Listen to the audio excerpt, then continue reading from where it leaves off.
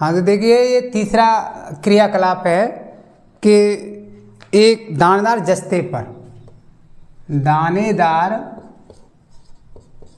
जस्ते पर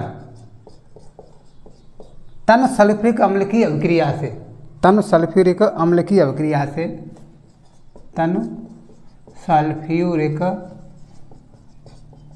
अम्ल की अभिक्रिया से हाइड्रोजन गैस का निर्माण करना, हाइड्रोजन गैस का निर्माण करना, निर्माण करना। तो ये तीसरा क्रियाकलाप है, दानेदार जस्ते पर तन सल्फ्यूरिक अम्ल की अभिक्रिया से हाइड्रोजन गैस का निर्माण। तो इसमें हम क्या करते हैं कि एक शंक्वाकार फ्लास्क लेते हैं, इस तरीक़ा से ये एक फ्लास्क होता है, चौड़े मुँह वाला शंक्वाकार आकृति होती है इसकी। तो ये शंक्वाकार फ्लास्क लेते हैं और इसमें दानेदार जस्ता डाल देते हैं।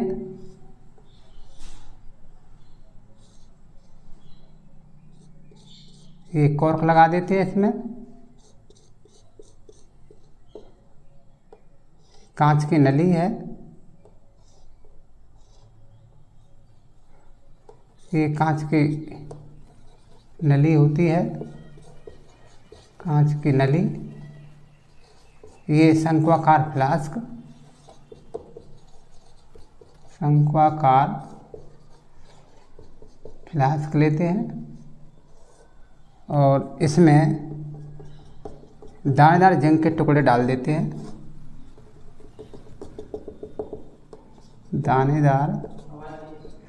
दानेदार जस्ता, और इसमें मिला देते हैं तन सल्फ्यूरिक अम्ल,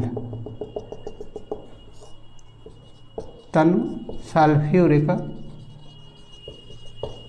अम्ल इसमें मिला देते हैं। ये कॉर्क है। तो ये हम दानेदार जस्ता लेकर के इस शंक्वाकार फ्लास्क में दानेदार जस्ते को डाल देते हैं और इस पर तन सल्फ्यूरिक अम्ल की अभिक्रिया कराते हैं। तो इससे एक रासायनिक अभिक्रिया होती है जिससे मतलब हाइड्रोजन गैस का निर्माण होता है। तो इसके प्रयोग के लिए हम सबसे पहले एक शंक्वाकार फ्लास्क में कुछ दानेदार जस्ता हमने इसमें डाला है। तो जैसे जस्ते का सूत्र होता है Zn प्लस सल्फ्यूरिक अम्ल H2SO4 इज इक्वल टू, तो ये दोनों आपस में क्रिया करते हैं, इनको बोलेंगे अभिकारक, इनको क्या बोलेंगे अभिकारक।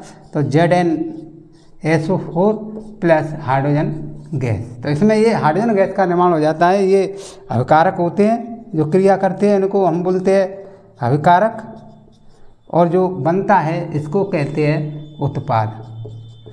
तो इसमें भी एक रासायनिक अभिक्रिया हुई है। तो इन तीनों क्रियाकलापों से ये निष्कर्ष निकलता है कि पदार्थ की अवस्था, रंग, गैस का निकास, उत्सर्जन, तापमान में परिवर्तन हुआ है। तो इससे यह स्पष्ट हुआ है कि एक रासायनिक अभिक्रिया हुई है। तो ये तीनों क्रियाकलापों से ये एग्जाम में ये पूछ लेते हैं कि इसमें जो गैस बनती है उसका नाम है हाइड्रोजन गैस। तो ये भी पूछा गया था पिछली साल कि एक डायग्राम दे रखा था और यहाँ पर एक्स का नाम दे रखा था कि इस जगह पे कौन सी गैस बनती है, तो उसका नाम है हाइड्रोजन गैस। तो ये दानेदार जस्ते पर जब हम सल्फ्यूरिक अम्ल की क्रिया कराते हैं तो इससे बनता है जिंक सल्फेट और हाइड्रोजन गैस। तो ये तीनों क्रियाकलापों से ये निष्कर्ष निकलता है कि किसी भी पदार्थ में रासायनिक परिवर्तन होता है। तो जिस पदार्थ में रासायनिक परिवर्तन होता है उसे हम रासायनिक अभिक्रिया कहते हैं। तो ये इसके बारे में क्लियर हो गया कि रासायनिक अभिक्रिया क्या है। तो किसी पदार्थ में रासायनिक परिवर्तन होने को रासायनिक अभिक्रिया कहते हैं, या एक से अधिक पदार्थ मिलकर, एक या एक से अधिक पदार्थ मिलकर एक नया उत्पाद बनाते हैं, उसे हम रासायनिक अभिक्रिया कहते हैं। तो ये इसमें स्पष्ट रासायनिक अभिक्रिया। अब आता है समीकरण। रासायनिक समीकरण क्या होता है? तो समीकरण के बारे में कि दो या दो से अधिक पदार्थ, रासायनिक समीकरण। तो इसके बारे में पढ़ेंगे अब रासायनिक समीकरण। रासायनिक समीकरण,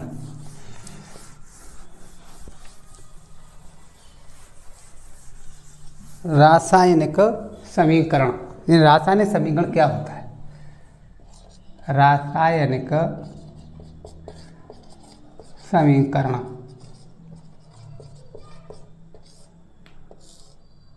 तो देखो, रासायनिक समीकरण क्या है कि दो या दो से अधिक पदार्थ एक निश्चित अनुपात में मिलकर, दो या दो से अधिक पदार्थ एक निश्चित अनुपात में मिलकर एक यौगिक का निर्माण करते हैं।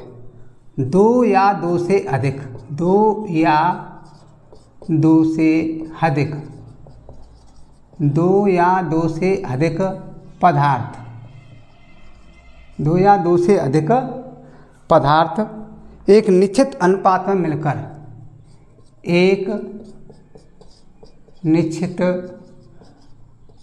अनुपात में मिलकर, एक निश्चित अनुपात में मिलकर, निश्चित अनुपात में मिलकर एक यौगिक का निर्माण करते हैं। एक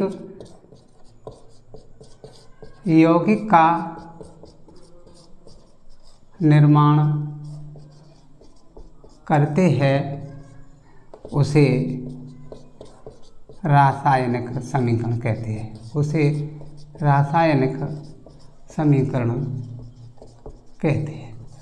तो देखिए, रासायनिक समीकरण किसे कहते हैं? दो या दो से अधिक पदार्थ, दो या दो से अधिक पदार्थ एक निश्चित अनुपात में मिलकर एक यौगिक का निर्माण करते हैं, उसे हम रासायनिक समीकरण कहते हैं। जैसे मैग्नीशियम, जैसे मैग्नीशियम, मैग्नीशियम प्लस ऑक्सीजन, तो ये दो पदार्थ हो गए। Oxygen, magnesium plus oxygen is equal to, तो ये बन जाता है मैग्नीशियम ऑक्साइड, मैग्नीशियम ऑक्साइड। तो ये से दो पदार्थ हो गए कि दो या दो से अधिक पदार्थ एक निश्चित अनुपात में मिलकर, मैग्नीशियम, मैग्नीशियम का प्रतीक क्या होता है? Mg, इसका सूत्र होता है Mg प्लस ऑक्सीजन का O2 is equal to magnesium oxide का MgO। तो ये मैग्नीशियम ऑक्साइड। तो जब दो या दो से अधिक पदार्थ, ये दो या दो से अधिक पदार्थ निश्चित अनुपात में मिलकर के एक यौगिक का निर्माण करते हैं, उसे हम रासायनिक समीकरण कहते हैं। तो ये रासायनिक समीकरण की परिभाषा हो गई कि रासायनिक समीकरण किसे कहते हैं कि दो या दो से अधिक पदार्थ एक निश्चित अनुपात में मिलकर एक यौगिक का निर्माण करते हैं। दो या दो से अधिक पदार्थ एक निश्चित अनुपात में मिलकर एक यौगिक का निर्माण करते हैं, उसे रासायनिक समीकरण कहते हैं। अथवा किसी रासायनिक अभिक्रिया में, इसकी दूसरी परिभाषा भी लिख सकते हैं अथवा में, अथवा के रासायनिक समीकरण किसे कहते हैं? तो किसी रासायनिक अभिक्रिया में, किसी रासायनिक अभिक्रिया में, किसी रासायनिक अभिक्रिया में, किसी रासायनिक अभिक्रिया में तत्वों या यौगिकों को, तत्वों या यौगिकों को उनके सूत्रों, उनके सूत्रों तथा प्रतीकों द्वारा, तथा प्रतीकों द्वारा प्रदर्शित किया जाता है, प्रदर्शित किया जाता है, तो उसे रासायनिक समीकरण कहते हैं। तो उसे रासायनिक समीकरण कहते हैं। तो रासायनिक समीकरण किसे कहते हैं? ये दूसरी परिभाषा है कि किसी रासायनिक अभिक्रिया में, जैसे ये रासायनिक अभिक्रिया, किसी रासायनिक अभिक्रिया में तत्वों या यौगिकों को, या तो तत्वों को या यौगिकों को उनके सूत्रों के रूप में या प्रतीकों के रूप में लिख करके प्रदर्शित किया जाता है, तो इसी को रासायनिक समीकरण कहते हैं। तो ये रासायनिक समीकरण किसे कहते हैं? तो ये परिभाषा दोनों तरह से हो गई कि रासायनिक समीकरण दो या दो से अधिक पदार्थ एक निश्चित अनुपात में मिलकर के एक यौगिक का निर्माण करते हैं, उसे रासायनिक समीकरण कहते हैं। अथवा किसी रासायनिक अभिक्रिया में तत्वों या यौगिकों को उनके सूत्रों तथा प्रतीकों द्वारा प्रस्तुत करना रासायनिक समीकरण कहलाता है। जैसे Mg + O2 = MgO। और इसमें जो Mg और O2 होते हैं ये रासायनिक अभिक्रिया में भाग लेते हैं, इनको अभिकारक कहते हैं। और जो बनता है MgO वो उत्पाद कहलाता है। तो इससे ये परिभाषा बनती है। जैसे अभिकारक क्या होता है? अभिकारक, तो अभिकारक की परिभाषा हो गई कि किसी रासायनिक अभिक्रिया में भाग लेने वाले पदार्थ को अभिकारक कहते हैं। अभिकारक किसे कहते हैं? तो वे पदार्थ जो रासायनिक अभिक्रिया में भाग लेते हैं, यानी ऐसे पदार्थ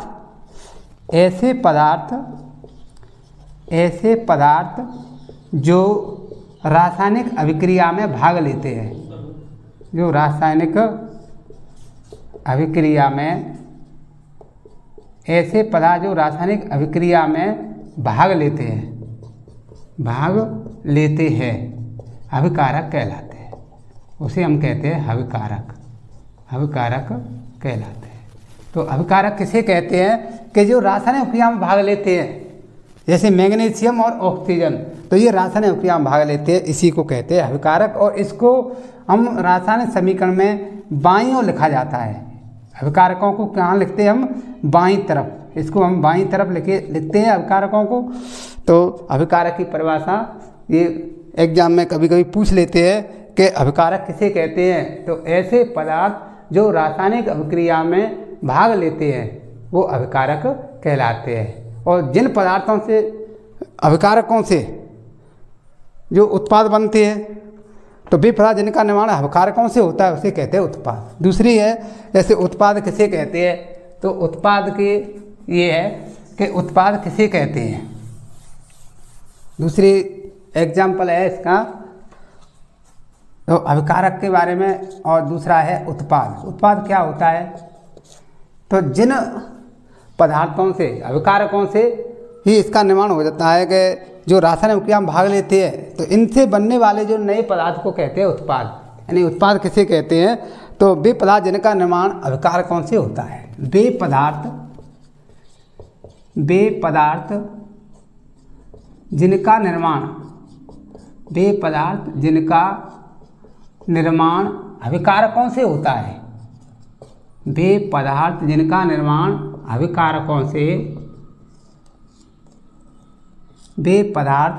निर्माण अभिकारकों से होता है उसे उत्पाद कहते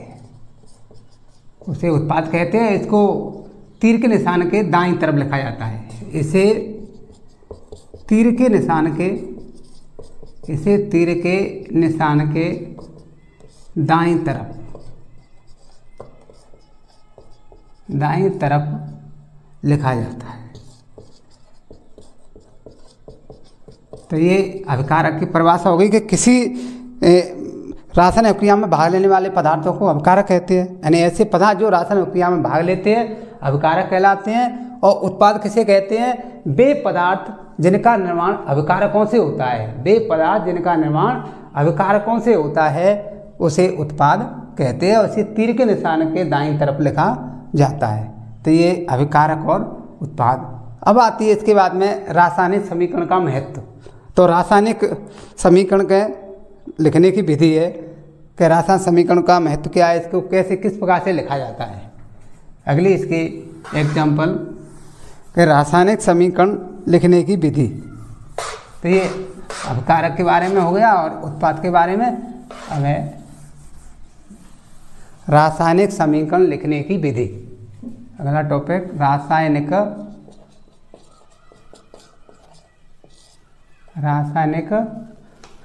समीकरण लिखने की विधि। रासायनिक समीकरण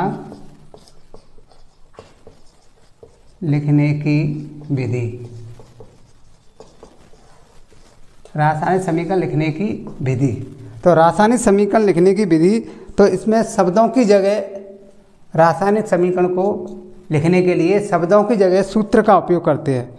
रासायनिक समीकरण को अधिक संक्षिप्त और उपयोगी बनाया जाता है। रासायनिक समीकरण को शब्दों की जगह सूत्रों का उपयोग कर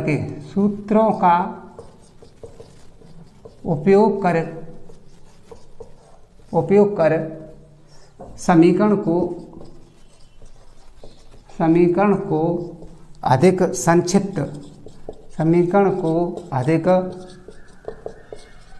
संक्षिप्त एवं उपयोगी बनाया जा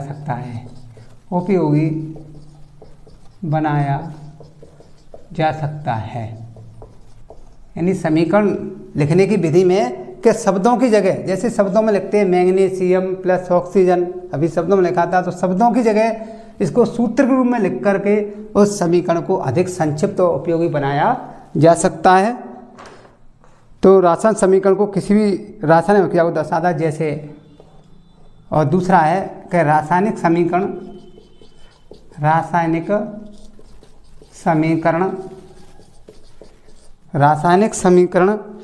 किसी रासायनिक अभिक्रिया को दर्शाता है, किसी रासायनिक अभिक्रिया को दर्शाता है, रासायनिक अभिक्रिया को दर्शाता है। जैसे Mg plus O2 is equal to MgO। तो इसमें जो Mg और O2 है ये अभिकारक होते हैं, और इससे जो बनता है वो है उत्पाद। तो इसके बारे में हमने अभी पढ़ा था। अभिकारक जो रासायनिक अभिक्रिया में भाग लेते हैं उसे अभिकारक कहते हैं, और जिन पदार्थों से अभिकारक कौन से मतलब उत्पाद का निर्माण होता है, जिससे नए पदार्थ बनते हैं, वो होता है उत्पाद। तो इस प्रकार से दूसरा आता है संतुलित रासायनिक समीकरण। दूसरा है संतुलित रासायनिक समीकरण। देखो, संतुलित रासायनिक समीकरण क्या होता है कि ऐसा समीकरण इसमें अभिकारकों में और उत्पादों में दोनों ओर परमाणुओं की संख्या बराबर हो, उसे हम कहेंगे संतुलित रासायनिक समीकरण। यानी संतुलित रासायनिक समीकरण, ये अगला संतुलित रासायनिक समीकरण। तो संतुलित रासायनिक समीकरण की एक परिभाषा है कि जब संतुलित रासायनिक समीकरण, जब अभिकारक एवं उत्पाद में दोनों ओर, जब अभिकारक एवं उत्पाद में दोनों ओर परमाणुओं की संख्या बराबर हो, परमाणुओं की संख्या बराबर हो तो उसे संतुलित रासायनिक समीकरण कहते हैं। तो उसे संतुलित रासायनिक समीकरण कहते हैं। यानी संतुलित रासायनिक समीकरण किसे कहते हैं कि जब अभिकारक एवं उत्पाद में दोनों ओर परमाणुओं की संख्या बराबर हो। जैसे एग्जाम, जैसे मैग्नीशियम और ऑक्सीजन है, तो यहाँ पर ऑक्सीजन के 2 परमाणु है, यहाँ पे 1 है तो यहाँ पे 2 कर देंगे, यहाँ भी 2 है। तो अभिकारकों में Mg के कितने हो गए 2, और इधर भी Mg के कितने हैं 2, ऑक्सीजन के कितने हैं 2, तो ऑक्सीजन के भी कितने हो गए 2। तो अभिकारकों में और उत्पाद में दोनों ओर परमाणुओं की संख्या समान हो गई, बराबर हो गई, इसी को हम कहेंगे संतुलित रासायनिक समीकरण। तो ये संतुलित रासायनिक समीकरण की परिभाषा यहाँ क्लियर हो गई कि जब अभिकारकों में और उत्पादों में दोनों ओर परमाणुओं की संख्या बराबर हो तो वो कहलाता है संतुलित रासायनिक समीकरण।